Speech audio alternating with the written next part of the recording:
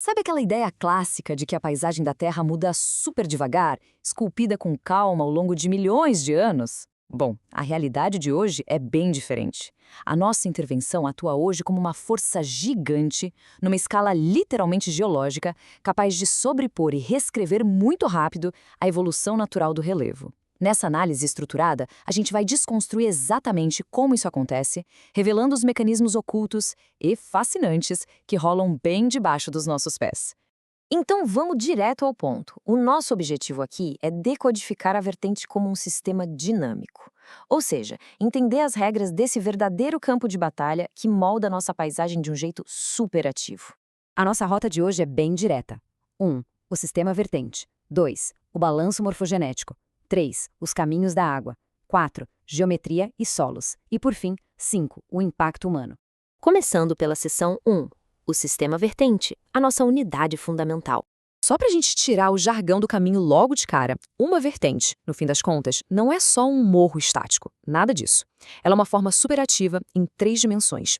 Basicamente, ela é aquela ponte dinâmica que liga as partes mais altas do terreno, que chamamos de interflúvios, lá para o fundo do vale, onde correm os rios. É nela que a mágica da transformação terrestre acontece na prática. Isso aqui ilustra perfeitamente a complexidade da coisa toda. Pensa num quebra-cabeça gigante, onde fatores de fora, como o clima e a chuva, interagem o tempo todo com o que está embaixo, tipo a rocha e o solo. E a vegetação? A vegetação atua como a grande mediadora no meio disso tudo. Todo esse sistema cria um movimento que não para nunca, de terra e água descendo a encosta.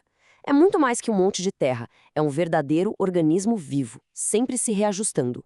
Parte 2, o balanço morfogenético, ou morfogênese contra pedogênese. Imagina a vertente como uma arena de batalha mesmo. De um lado, a gente tem a morfogênese, que é uma força implacável agindo paralela à superfície, sabe?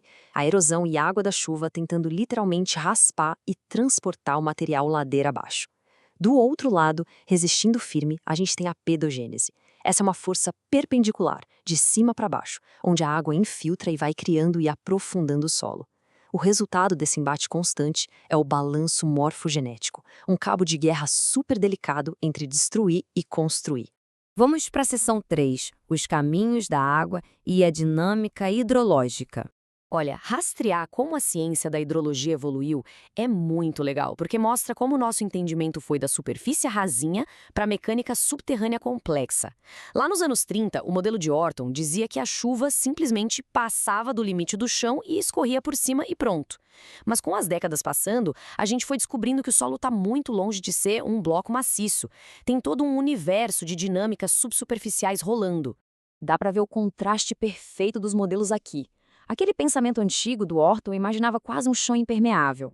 Mas aí cientistas geniais, como Hewlett e Dunne, mostraram que o buraco é bem mais embaixo. Eles provaram que a água, na verdade, se infiltra e vai enchendo áreas específicas como se fosse uma esponja, geralmente lá perto dos vales. E só quando essa esponja satura completamente é que a água que sobra começa a escorrer por cima. É o tal do escoamento por saturação, um processo incrivelmente mais orgânico. Agora prestem atenção nisso, porque é fascinante. O mundo oculto debaixo da Terra. Estão vendo essas redes de piping?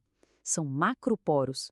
Imagina isso como um verdadeiro sistema de metrô subterrâneo da natureza, criado por raízes velhas ou erosão interna.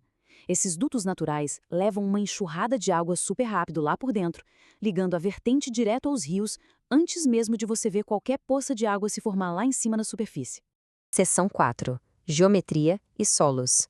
Como as formas ditam os fluxos. O formato do terreno manda em tudo, e a classificação clássica de Trowey explica isso muito bem. Tem uma diferença funcional brutal aqui. Se a vertente tem um contorno convexo, ela funciona como uma grande distribuidora, espalhando a água para os lados e aliviando a pressão. Agora, se o contorno é côncavo, meus amigos, ela atua exatamente ao contrário.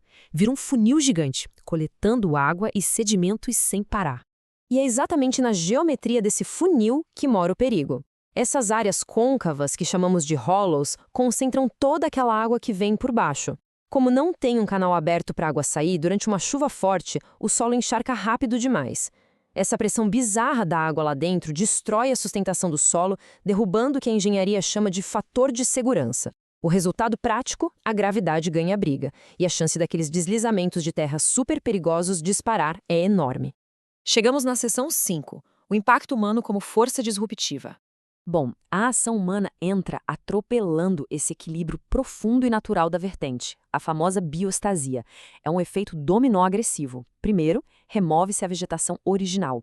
Depois, o solo é compactado, o que basicamente trava aquela infiltração perpendicular que ajuda a criar o solo. Qual a consequência disso? Uma aceleração assustadora da água lavando tudo por cima, o famoso fluxo ortoniano. A gente não está só acelerando a erosão, nós estamos criando novos relevos, tecnogênicos, ambientes completamente artificiais e que são instáveis por natureza. Para colocar isso em perspectiva, olhem esses números. É matemática pura e inegável. O contraste é brutal. Enquanto uma mata tropical intacta não perde quase nada de solo e retém praticamente toda a chuva, olha o que acontece com a pastagem e, principalmente, com cultivos intensivos como o arroz. O aumento na perda de solo e água é exponencial.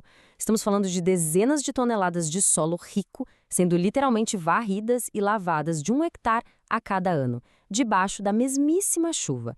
O que, inevitavelmente, deixa a gente com uma pergunta provocativa. Se a natureza levou milênios e milênios para esculpir e equilibrar todo esse balanço morfogenético, será que as nossas intervenções super rápidas estão reescrevendo para sempre a linha do tempo geológica do planeta? Será que estamos transformando ecossistemas vivos e perfeitamente calibrados em paisagens tecnogênicas fadadas ao colapso? Fica aí a reflexão para a gente continuar investigando e entendendo como a engrenagem da nossa própria paisagem funciona.